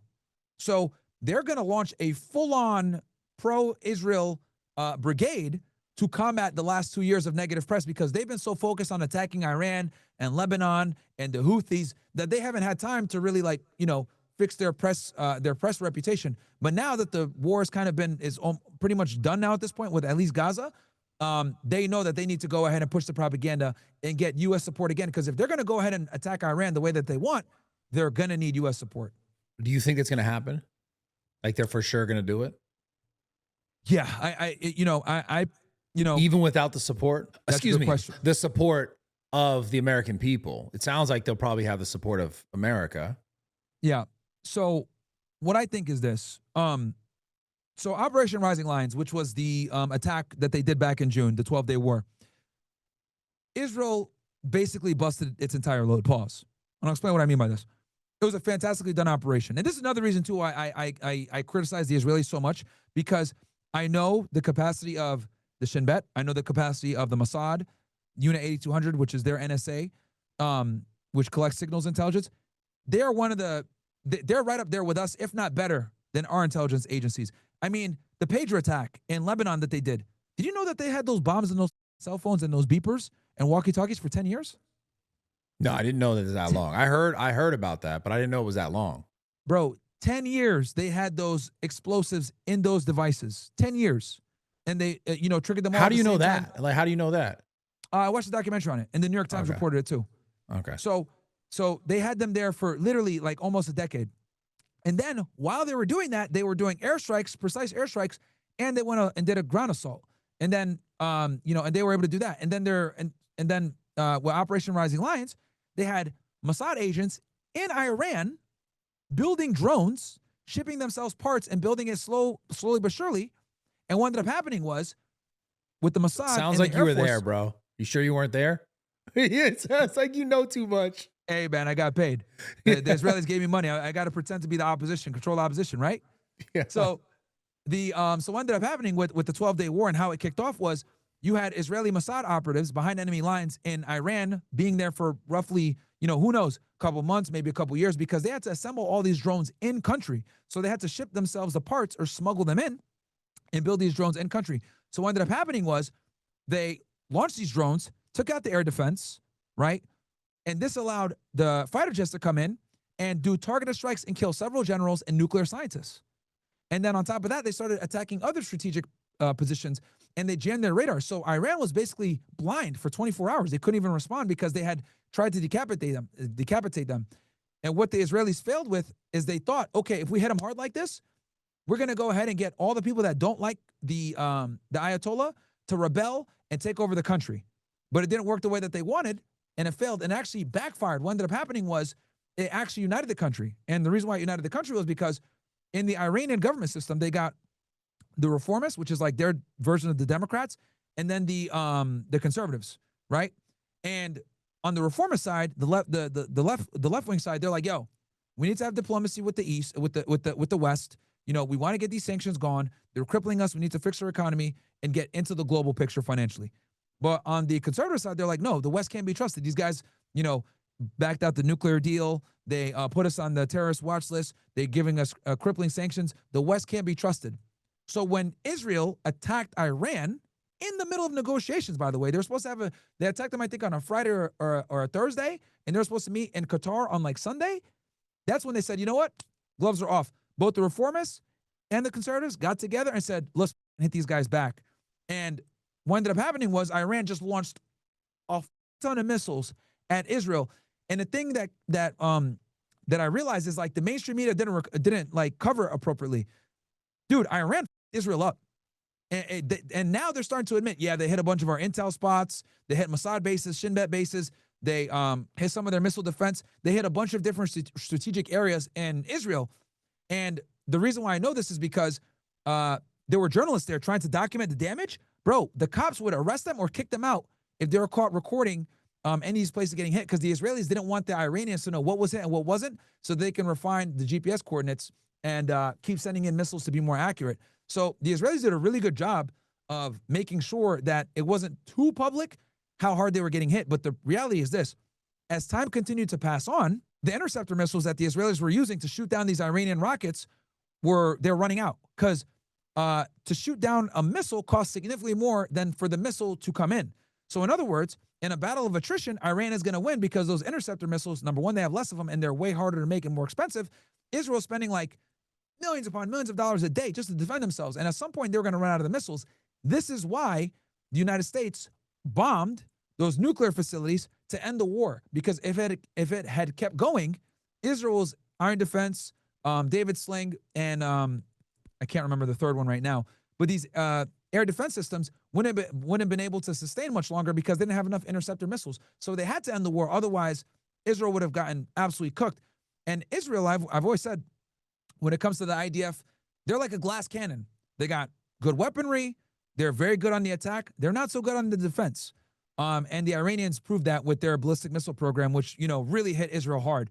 And there was a couple missiles that they couldn't hit because the Iranians have a bunch of hypersonic missiles, which can't be stopped.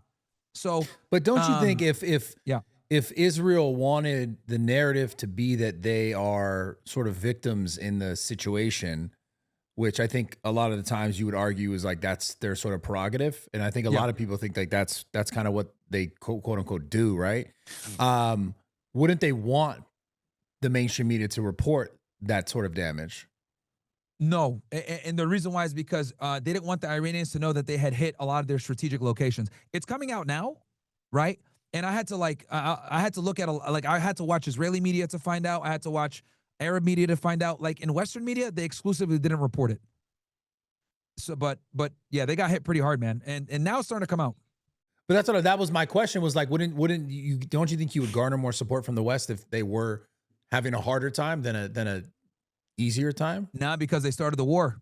Oh, yeah, I see what you're saying. Like they attacked them first, and not only did they attack them, bro, that was like a Pearl Harbor event for Iran. Like it was literally like Israel was trying. Their goal, what they were hoping, is that they would destroy their air defense, bomb the hell out of them, and then the people would rise up and take over from the Ayatollah. Because there's a lot of civil unrest in Iran because their economy sucks. Their dollar's been fluctuating. They're getting crippling sanctions. And the old guy, the former Shah, or I think his son or whatever, was sending all these PSAs, speaking in Farsi to the people saying, rise up, take your country back. But the people didn't fall for the propaganda. If anything, it forced them to rally around the flag, and it made them become even more in line with the Ayatollah, because they looked at it like, look, we have our grievances with our government here, but we're not going to let these Israelis attack us like this. After they got attacked, bro, people took to the streets.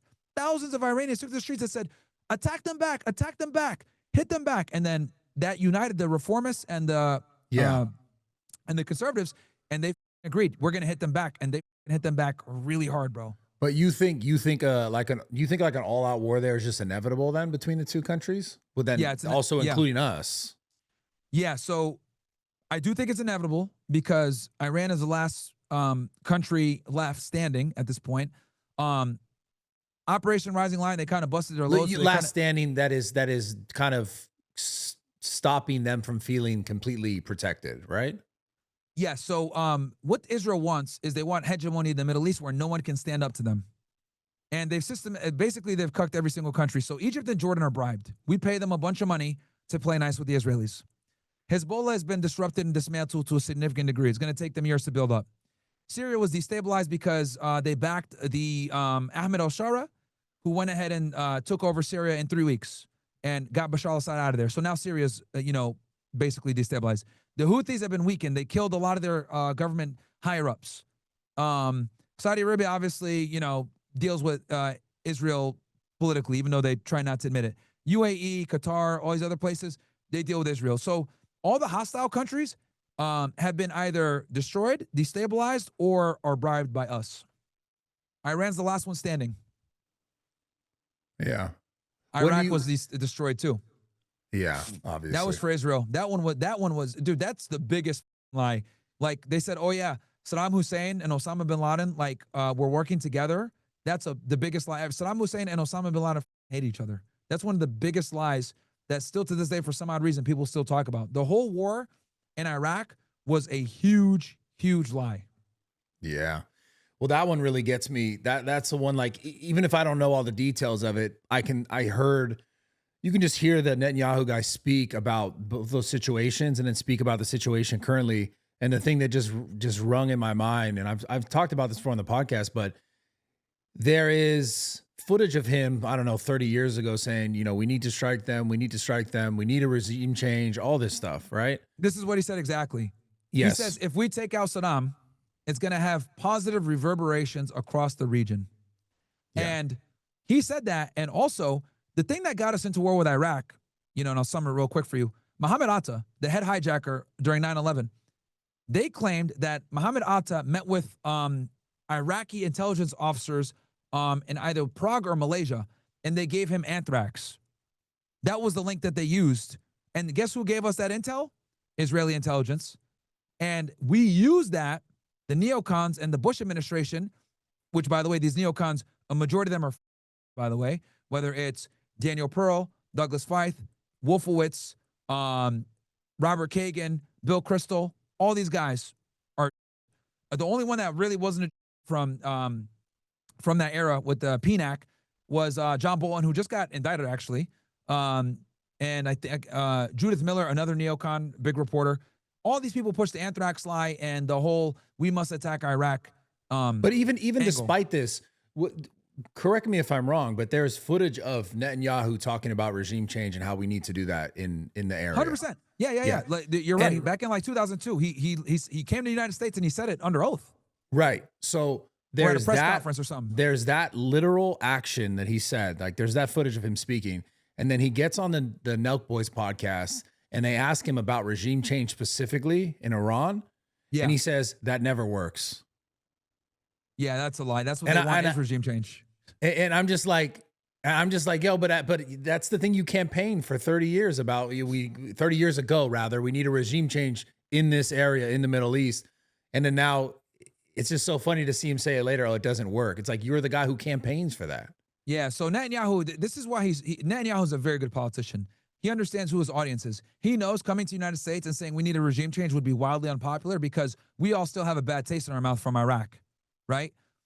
Which, another funny story, by the way, after the Iraqi war, guess who Israel gets most of their oil from? Iraq. It's not us, it's the Kurds, because once they destabilized Saddam, who had beef with the Kurds, what ended up happening was now they get a majority of their oil from Iraq, and they got rid of Saddam, who was one of the biggest enemies and the biggest threats to them. So what's left is Iran. But yeah, that whole Iraq war, trying to connect Mohammed Atta, the lead hijacker, to Iraqi intelligence officials, this is the lie that all the neocons ran with for years to justify that war and weapons of mass destruction, which ended up all being a lie. Yeah, the anthrax was made here in the United States, and then we left a bunch of the there, and then it's like everyone agreed that it was a waste of time, but it's like, but yet here we are still dealing with it. Took us 20 years to figure it out, and Netanyahu knows that the Iraq war left a lot of resentment with Americans, so he's very intelligent where he doesn't say regime change anymore because he knows that means there needs to be boots on the ground in a war. So he's very. One thing about Netanyahu is he campaigns. He says certain things with Western media, then he says certain things with Israeli media. So like that peace plan that we were discussing earlier, that 20-point plan. So once they went ahead and like negotiated the plan, immediately after he goes on Israeli television, right, in Hebrew, and says, "Oh guys, don't worry, we're just kind of feigning diplomacy. We're still the war's gonna continue on," because the people that support Netanyahu are far right weirdos like Smotrich and Ben Gvir, who are genocidal maniacs. Like, these guys just want to get rid of all the Arabs. They want them all gone. These guys are super far right. As a matter of fact, Netanyahu is considered moderate compared to these guys, right? Yeah. So to appease his constituents, he's in a rock and a hard place because on one end, Trump is putting pressure on him to, have a ceasefire so that, Trump can keep good relations with his people in Qatar and, the Middle East. And he just struck that deal with all this investment.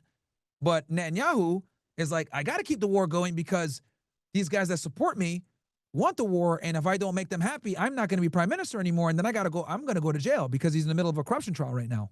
So that's kind of what he's navigating, where he says one thing in American media and then he says something else in Israeli media to appease his constituents in Israel. Yeah. What is the corruption trial? Like, what do you know what specifically he's Yeah, basically bribery. He was getting like cigars and expensive wine and, bribery, embezzlement, and corruption, stuff like that. And this has been going on since 2016. Oh, okay. So it didn't really have anything to do with like geopolitics. It's just him getting money and stuff on the side. Pretty much, yeah. Like, yeah, him, taking bribes and shit like that. So it's not because the other Israelis in Israel are like, yo, what he's doing is wrong? No. Yeah, okay. But isn't there a large populations of Israelis that do believe what he's doing is wrong? Yeah, there's a human rights organization, B'Tselem, I think is the name. And they're a Israeli human rights group, and they have even said, yeah, this is a genocide. Yeah. Even Holocaust scholars, Israeli genocide experts and people that are even, Holocaust historians, etc. They're all coming forward, and every single genocide expert has basically come forward and said, yeah, what's going on in Gaza right now is absolutely a genocide. Yeah. And the Israelis try to deny it, but the reality is the definition of genocide is extermination of a group of people in whole or in part. And you can make the argument for sure that they've been killing them in part, because when this is all said and done, dude, I predict we're going to have somewhere between 100,000 to 600,000 dead. Yeah, and then the narrative is always, well, but if it was a genocide, we would have just killed them all like that. Exactly, and it's just such a funny thing. Like that's like, damn, concept. that's your defense to the argument is that if it was a genocide, we would have just killed them all like that. It's like, wait a minute, dude, what's going on here? They're ridiculous, bro. Or they'll say, oh, Hamas is using them as human shields, bro. Like, the problem is that like they don't take any accountability and they blame everything on Hamas. Oh yeah, it's Hamas's fault that we are killing you guys like this. It's Hamas's fault. It's like, bro, you guys have and this is what I always say, because I've debated with so many Zionists. But the problem with that is like, you can't say you have the best military, the best intelligence, the best equipment, but Hamas. That's the problem with it. Precisely. Like that's the layman. You could just go, I don't need to know anything, but like those things don't add. Like I said earlier, it doesn't jive together. It doesn't make sense. Yeah, and I'm glad you said that, because the reality is Hamas is a ragtag militia with World War II weapons. Okay, these guys don't have anything sophisticated. So let me get this straight. You're able to do a 10-year pager intelligence operation against Hezbollah, who actually is a strong military that's actually beat Israel on multiple occasions. They beat them in 2006, and they whooped their ass in the 80s too, dragged them out of there. And then you were able to do an operation against the IRGC and do all this stuff surreptitiously with no problems. Two superior militaries, but you're telling me that you guys can't do precise strikes against Hamas? This doesn't make sense. It was never about getting rid of Hamas. It was about destroying Gaza so it's inhabitable so they can get the people out of there. That's what it was about. It was never about Hamas or the hostages. It was about making it inhabitable to get those people out of there. Yeah, it's crazy, man. I'm going to have that kid from Gaza back on the show one more time to talk about the ceasefire and everything. I'm really excited to do that. Yeah, that 20-point plan. Also, the Israelis have already they've killed hundreds of Palestinians already. They've already violated it. And their grounds is, and the Israelis do this all the time, they broker deals that they know can't really be fulfilled, so that they can go ahead and renege on what they agreed to. And I'll give you an example. So there was multiple parts of the deal, but one of them was releasing all the hostages, right? So obviously Hamas made good on it, released all the hostages, right? And they got back, like, I think 1,000 Palestinians. But they said, okay, well, we need the 20 corpses of the Israelis that died. Well, Hamas is like, okay, we need time, though, because they're buried under the rubble. Now ask yourself, wait, if they're buried under the rubble, how did Hamas kill them? The IDF killed them. The Israelis killed them. And for every Zionist that I debate on this topic, they're like, no, Hamas killed them. Or, well, they say Hamas. That's how the Israelis pronounce it. Hamas. And I'm like, okay, how does this make sense? If Hamas has an inferior military, they don't have air superiority, they really can't fight the Israelis at all in any way. What leverage do they have? The only leverage they have is the hostages. Why the would they kill their only leverage? Doesn't make sense. The reality is, these Israelis that were killed by the IDF during airstrikes or starvation. Yeah, but they'll sit there and lie and say Hamas killed them. It doesn't make sense. You're telling me they risked all that and go through all the trials and tribulations to keep them hidden so that they can kill them, it doesn't make sense. Yeah. Do you think majority of people are completely like eyes open to this thing now? Eyes are definitely more open than before. They might not know like all the intricate details that I'm talking about, but they definitely know that they're f***ing up. Oh my God. I'll say so that. because like, man, I have some good Jewish friends, dude. It's Yeah, not and, just, you know? no, it's not. It's not. And Yeah. I'm glad that you brought that up because a lot of people are retarded and they'll be like, "Oh yeah, I hate all are bad." Come on, dude. Like some of the biggest advocates for Palestine and what's going on are people, right? Norman Finkelstein, Max Blumenthal, Dave Smith, um oh man, who else? There's just so many. I just can't, like, I have a brain for it now. It's like 4 No, a.m. you're fine. Yeah. There's a lot. But Yeah. I know there's a yeah, lot that don't agree with what's going on there. And I yeah, think that dude. does suck because there is definitely that piece of, which is something I wanted to talk about, was like I have a lot of Jewish friends and like a lot of them are like, man, this kind of sucks Yeah. because a lot of people look at me like this, or you know, they just lump you into the whole thing and they go, well, it's them, so it's also you. And it's definitely a shitty position, I think. Yeah. And my thing too is like, like for example, I remember I saw people like ripping off the posters of the hostages in major cities saying, "Oh, the hostages, the Israeli hostages, rip them off and say free Palestine." And I was like, "Yo, that's unacceptable. Like these are innocent people. Like you're no better ripping off the hostages thing saying free Palestine as the Israelis that are bombing kids. All innocent life matters. And all you're doing is stooping down to their level where you're saying, "Oh no, well we value our people over their people." And that's precisely why we're in the issue that we're in. So, Right. some of the biggest advocates for Palestine have been Jewish people, man. Really. And they put their neck on the line for real because, it's one thing to be called an anti-Semite and get all this hate as someone who's a Gentile. It's really vicious when you're actually and you're speaking out against them. So a lot of these people are super brave, man, and have like really been through the fire to talk about this subject, right? They're getting called anti-Semites, they're being called traitors, they're being called, terrorists, sympathizers, all this bullshit, man. And I definitely give credit to the Jews out there who are speaking on behalf of the Palestinians and what's going on there. Much respect to them. Yeah. Yeah. I just think sometimes that sort of concept gets just kind of really undershadowed, obviously, because there's, a lot of other things that are an actual problem, I think. But I think that gets a little bit like, it doesn't get said enough, I think. No, you're right because because what ends up happening is they look at it like it's all or nothing, right? Like if you say, "Yo, it's not all people," they're gonna call you right? But if go all the way, they're gonna say you're anti-Semite. It's like you can't have any type of nuance, right? Yeah. I'll give credit to Pierce Morgan. Like Pierce Morgan has done a good job of like hosting people on both sides that are both pro-Israel and pro-Palestine. And then originally when the war happened, he was more pro-Israel. But then as the war continued on and they killed more and more people, he said, "Look, now I can't defend Israel no more. Like you guys are killing too many people," and he's changed his position. But Yeah. you can't win because what ends up happening is you either get called an anti-Semite, terrorist sympathizer, or you get called like an Israel shill. So it's like it's very difficult to have a nuanced take on this because this is such a divisive topic, extremely divisive. Yeah. But no, man, there's been a lot of lots of Jewish people speaking out against this stuff, and much respect to them because they get attacked viciously. Like Dave Smith, Norman Finkelstein, Max Blumenthal, I forget her first name. I think Katie Helper, maybe. Laura Loomer. Laura's pro-Israel. I'm kidding. She's pro-Israel. But like, it's just so many people have gotten like, completely attacked for this. So much respect to them. Yeah. There's way more. I feel bad that I can't think of them all because there's at least like 5 or 10 that I could think of off the top of my head. It's just that it's so late right now. It's just No, you're good. You're fine, brother. So what else is new?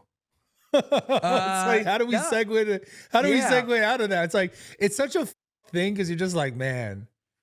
Dude, it's it's crazy times that we live in, bro. I mean, I remember, us having this topic, we had to cut it out the last interview, right? Now we're openly talking about it, right? And we're talking about the painter, and we're talking about October 7th, and we're talking about, all the stuff going on, and it's nuts, man.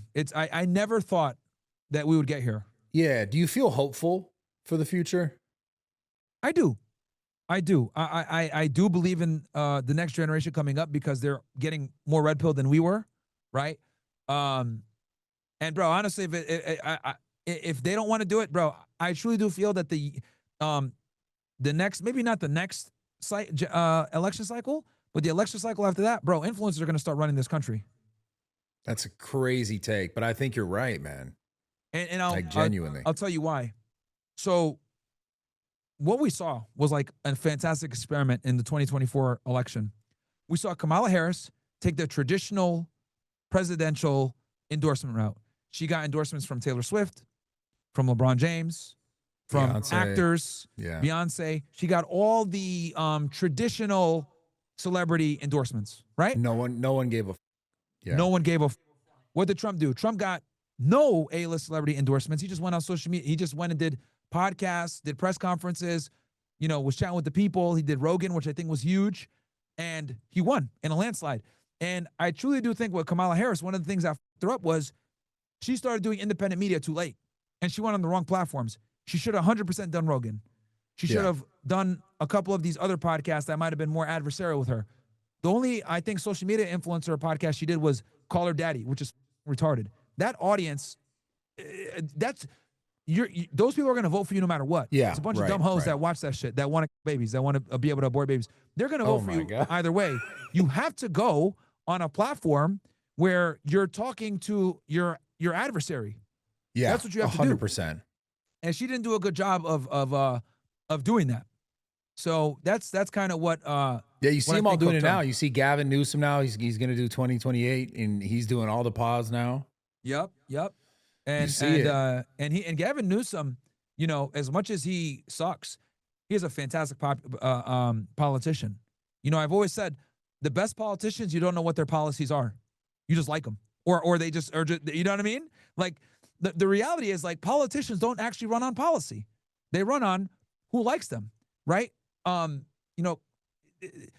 reality is most Americans are too stupid to actually understand policy, right? They're just too stupid. Most people that come in and vote, they vote on, do I like this guy or do I not?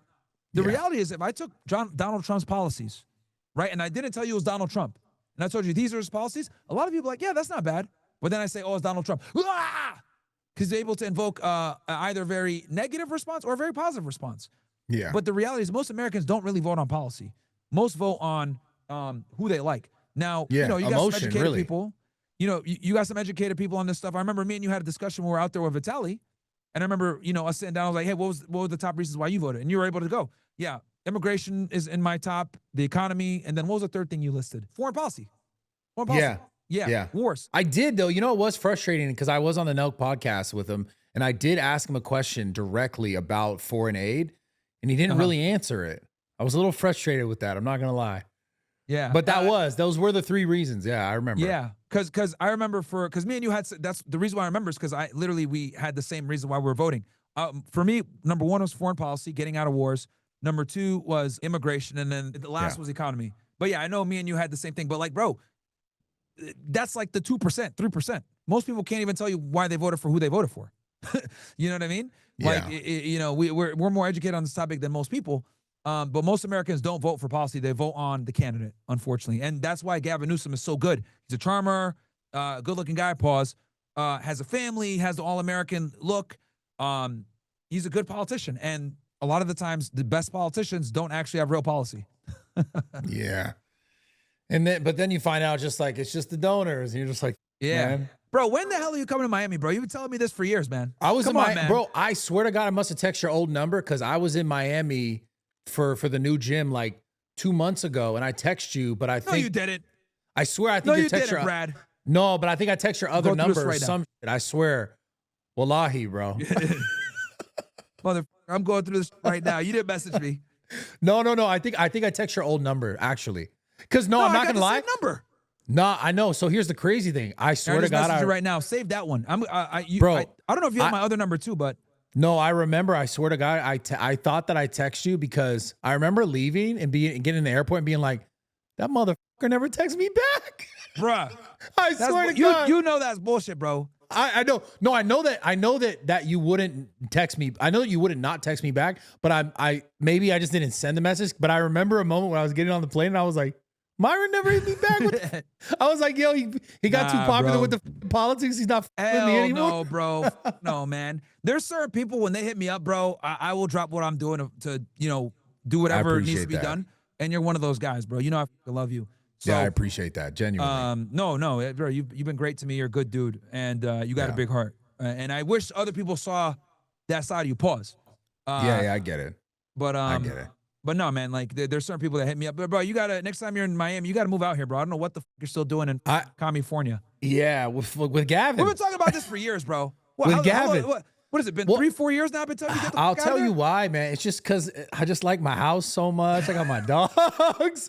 I'm simple, man. Like, because it's set up and I like it. And I guess the thought of like, I gotta, set everything up again somewhere else. I'll do it. When I open the gym out there, I will be out there for probably half the year, and I'll probably eventually end up moving out there. I will not live in Miami. I think I'm gonna live outside because I just don't like the mess. I mean, I'm over it, man.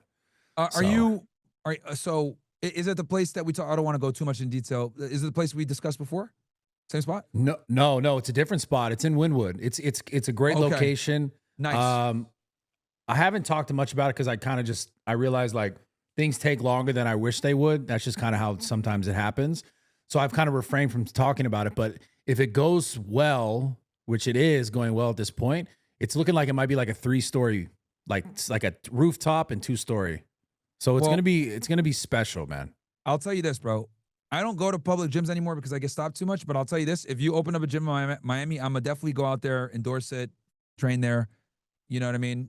Show love. It's gonna be special, brother. It's gonna be special, and obviously, I'd love to have you there for real. No, bro, yeah, man. Oh, I'm there opening day, dude. I'm there opening day. So, yeah, I seen Fresh, and I talked to him a little bit. He was at one of the local gyms over there. I'd rather give you my gym membership money than give it to Equinox or these other cucks. I'd rather like support someone I actually know and like. You know what I mean? Versus I get you. Gyms. And then maybe I'll become a politician. Look at that. Get the there you support go. there too. There you go, my friend. I'm not lying. I kind of want to do it, man. I just feel like I'm gonna get in there and gonna be like, nah. This guy, I don't know, man. Like, how am I gonna get the donors? I'm telling you, dude. I truly do think that maybe not this next election cycle, but dude, the election cycle after that, bro, it's gonna be the influencers, bro, that come in and start being politicians, bro. They're gonna say this. Do you think Nick Fuentes would ever run for office? I hope he does. I hope he does. Yeah, it's funny, man. The comments about him are so funny. Like, yo, the Emperor Nick. It's insane, dude. Yeah, no, it's funny. I hope he does, bro. I'll be the attorney general. I'll put all these motherfuckers in jail. I've told people already, bro. If I ever became like the Fuhrer or have the become attorney general or some shit or head of the FBI, bro, these criminals are cooked, bro. We're bringing back torturing. I'm telling you, yo. I don't know if you should run on that. No, hear me out. No. So literally, I'm gonna call the WBNN, the Waterboard Network. Okay, all these guys stabbing chicks on trades and shit, bro. We're waterboarding these.